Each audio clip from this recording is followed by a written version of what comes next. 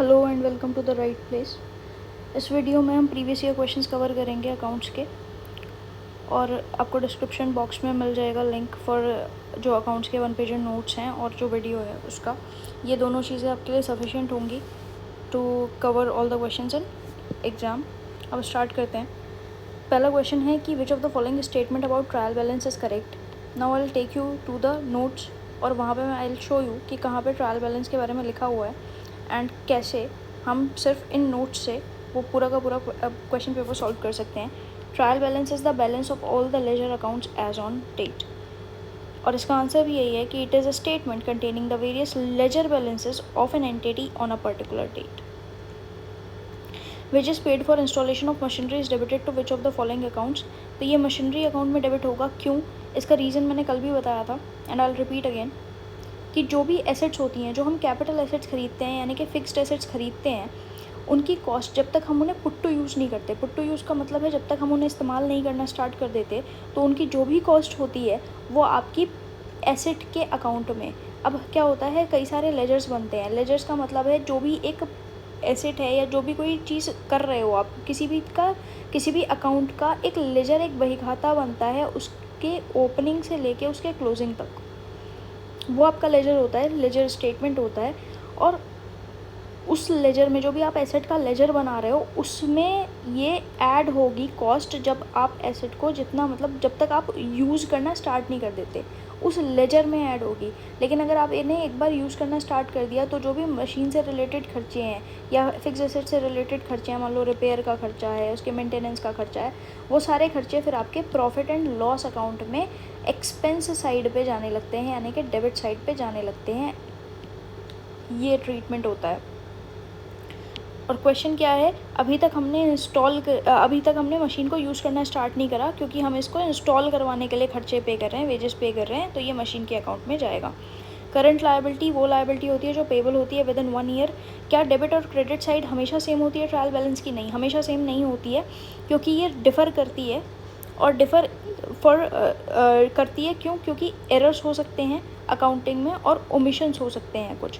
और ये एरर्स और ओमिशंस मतलब कोई गलती हो सकती है या कुछ छूट गया होता है, तो वो डिटेक्ट हो जाए, इसीलिए हम ट्रायल बैलेंस बनाते हैं। और ट्रायल बैलेंस का हमेशा जो डेबिट और क्रेडिट साइड है वो इक्वल आना चाहिए, और मोस्ट ऑफ द केसेस में वो इक्वल नहीं आता है। उसी से हमें पता चलता है कि हमारी गलती क्या है, फिर हम एक करेक्टेड यानी कि करेक्ट करके दोबारा से एक ट्रायल बैलेंस प्रिपेयर करते हैं।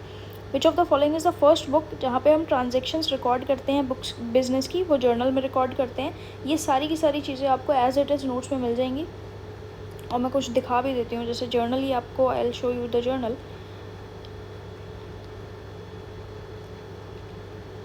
Initial record of transaction.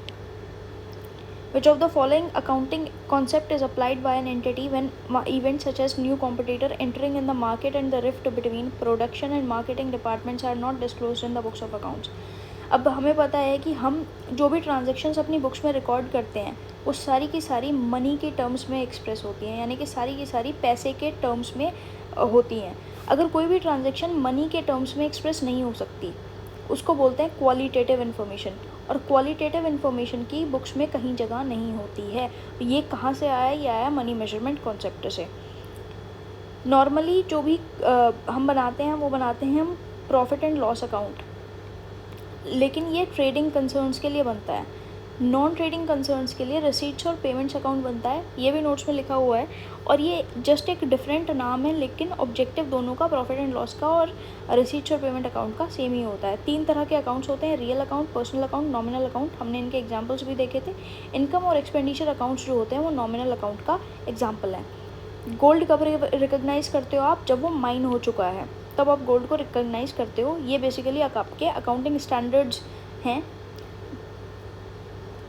As per the traditional approach, the expense is to be matched with revenue is based on original cost. ये जो रेवेन्यू मैचिंग कंसेप्ट है वहाँ पे लिखा हुआ है कि आपकी जो कॉस्ट है और जो आपका रेवेन्यू है वो मैच होना चाहिए, और कॉस्ट कौन सी होगी? ओरिजिनल कॉस्ट होगी। प्रिलिमिनरी एक्सपेंसेस किस चीज़ का एग्जांपल है? प्रिलिमिनरी एक्सपेंसेस होते हैं जो आपका बिजनेस स्टार्ट हुआ है उसके पहले जो खर्चे कर लिए हैं आपने, बिज़नेस स्टार्ट होने के पहले जो खर्चे कर लिए हैं वो होते हैं प्रिलिमिनरी एक्सपेंसेस। और ये एक्सपेंसेस हमारा बिज़नेस स्टार्ट होने के बाद हम धीरे धीरे उनको over the period over the years of business धीरे धीरे उसको पोर्शन वाइज हम रिकॉग्नाइज करते हैं, यानी कि रिकॉर्ड करते हैं अपनी बुक्स में, इसलिए वो कहलाते हैं डेफर्ड रेवेन्यू एक्सपेंडिचर, जिनको डेफर किया गया है यानी कि बांटा गया है। डेप्रिसिएशन जो है वो एग्जांपल है किसका, रेवेन्यू एक्सपेंडिचर का। रेवेन्यू एक्सपेंडिचर क्या होता है, जो प्रॉफिट एंड लॉस में रिकॉर्ड करा जाता है। और यहाँ पे मैंने लिखा भी था कि डेप्रिसिएशन और अमोर्टाइजेशन दोनों क्या होते हैं, वो प्रॉफिट एंड लॉस अकाउंट का पार्ट होते हैं, उसमें ही एक्सपेंस की तरह ये रिकॉर्ड करे जाते हैं।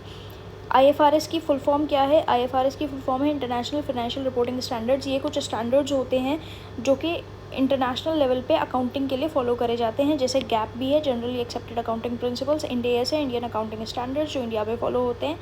ये कुछ टर्म्स हैं जो यहाँ से आप पढ़ सकते हो और इनके मीनिंग्स भी समझ सकते हो। लेगेसीज़ जो हैं जनरल फंड या कैपिटल फंड में जाती हैं और इसलिए इसको बोलते हैं कैपिटलाइज होती हैं या बैलेंस शीट का पार्ट होती हैं, ये भी आपके नोट्स में कवर्ड है।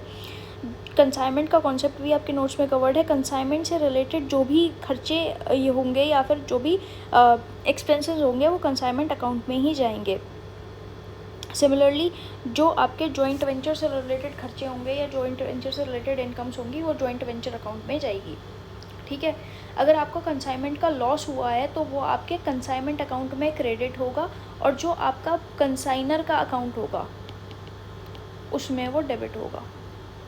ये आप लिख सकते हो अगर इन केस पूछ लिया जाए तो कंसाइनर के अकाउंट में डेबिट होगा। अब यहाँ पे बताया हुआ है, इस क्वेश्चन को हम सॉल्व करेंगे कि एक तो पहले इस क्वेश्चन को सॉल्व करने से पहले हमें 3 चीज़ें पता होनी चाहिए कि ग्रॉस प्रॉफिट क्या होता है। वो होता है sales minus cost of goods sold. Sales क्या होती है, जो भी आपने ड्यूरिंग द ईयर या ड्यूरिंग द पीरियड जो भी आपने सामान बेचा है,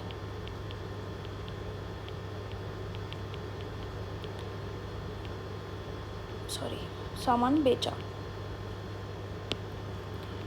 और कॉस्ट ऑफ गुड्स सोल्ड क्या होती है, कॉस्ट ऑफ गुड्स सोल्ड होती है, इसके नाम से ही समझ आ रहा है कि जो इस सेल को करने में जो भी खर्चा हुआ है that is your cost of goods sold. इसको कैलकुलेट करने का फॉर्मूला होता है कि आपके पास ओपनिंग स्टॉक कितना था, मतलब आपके पास जब आपने अपना बिज़नेस स्टार्ट किया इस साल का, इस महीने का, तो आपके पास कितना सामान पड़ा हुआ था, आपने कितना सामान ख़रीदा और कितना आपके पास रह गया, उतनी आपने सेल करी होगी और इस सेल को करने का जो खर्चा है वो आपका कॉस्ट ऑफ गुड्स सोल्ड होता है, ठीक है।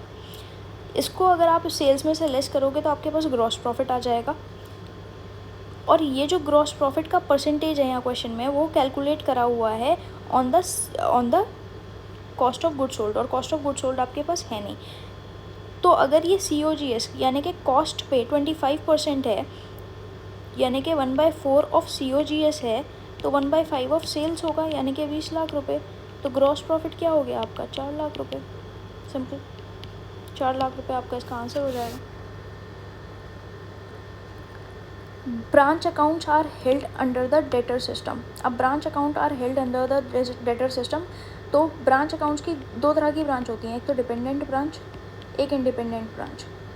तो जो डिपेंडेंट ब्रांच होती हैं वो स्मॉल साइज्ड ब्रांचेस होती हैं, जिनको नॉर्मली हम क्या करते हैं, जो हेड ऑफिस होता है अपने बुक्स में किसी और लेजर की तरह, जैसे कोई भी नॉर्मल लेजर मेंटेन करते होंगे उस तरीके से इसको मेंटेन करते हैं।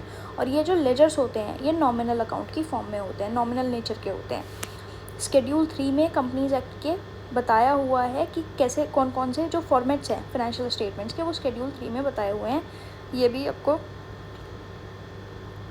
यहाँ लिखा हुआ मिल जाएगा, ये रहा। उसके बाद पार्टनरशिप, ये भी पॉइंट आपको यहाँ मिल जाएगा कि पार्टनरशिप अग्रीमेंट जो है प्रॉफिट शेयरिंग रेशियो बताता है, लेकिन अगर पार्टनरशिप अग्रीमेंट में कुछ नहीं बता रखा है तो प्रॉफिट शेयरिंग रेशियो आपका हमेशा इक्वल होगा।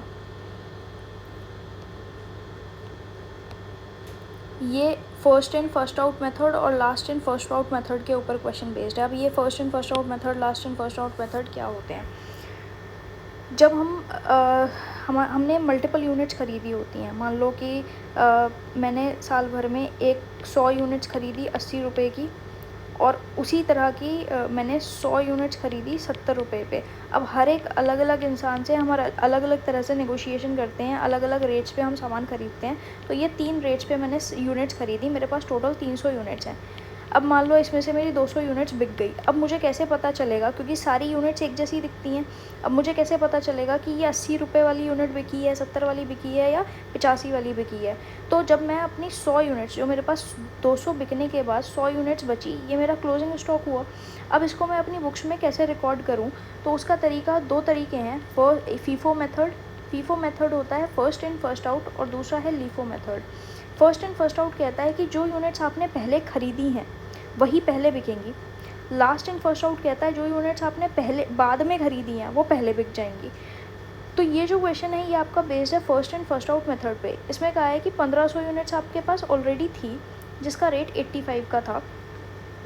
तो इसको ऐसे समझ लेते हैं कि 1500 यूनिट्स मेरे पास ऑलरेडी थी जिसका रेट 85 का था, और उसके बाद मैंने 300 यूनिट्स और ख़रीदी, प्लस 300 यूनिट्स और ख़रीदी जिनका रेट 95 का है, और उनमें से 600 यूनिट्स मैंने कंज्यूम कर दी।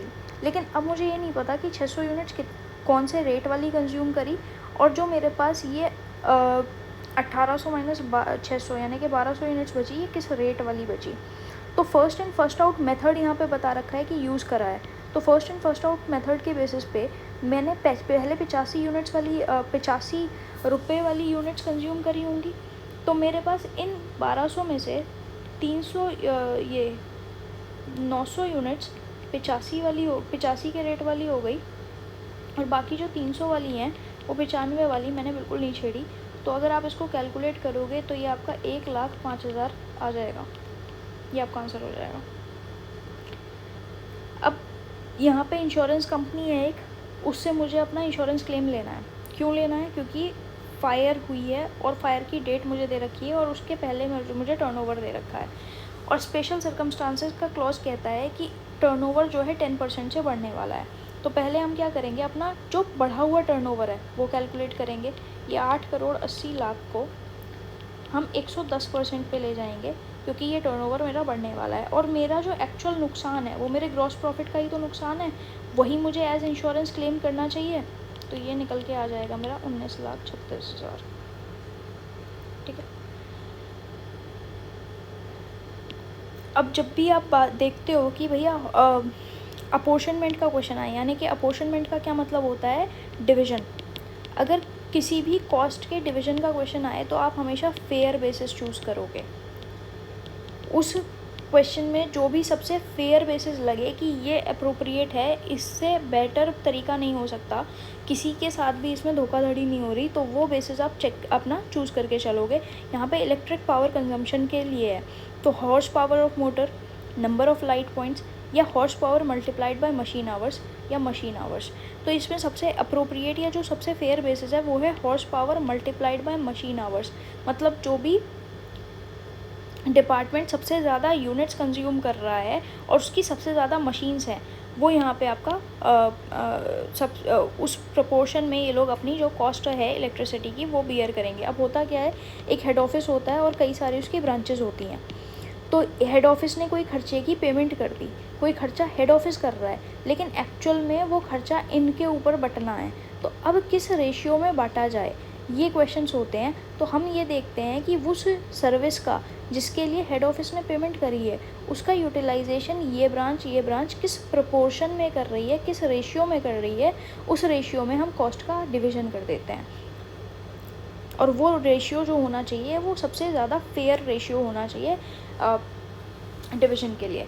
अब कौन सा अकाउंटिंग कंसेप्ट जो है सपोर्ट करता है कि हमें कोई भी प्रॉफिट्स जो हैं एंटिसिपेट नहीं करने और लॉसेस का प्रोविज़न बनाना है। कंजर्वेटिज्म कहता है कि जितने भी प्रॉफिट्स हैं वो आप सिर्फ तब रिकॉग्नाइज़ करोगे या तब रिकॉर्ड करोगे जब वो एक्चुअल में हो जाएंगे, जब आपको एक्चुअल में प्रॉफिट हो जाएगा। लेकिन लॉसेस अगर आपको लग भी रहा है कि ये लॉस हो सकता है तो वो आप अपनी बुक्स में रिकॉर्ड कर लोगे।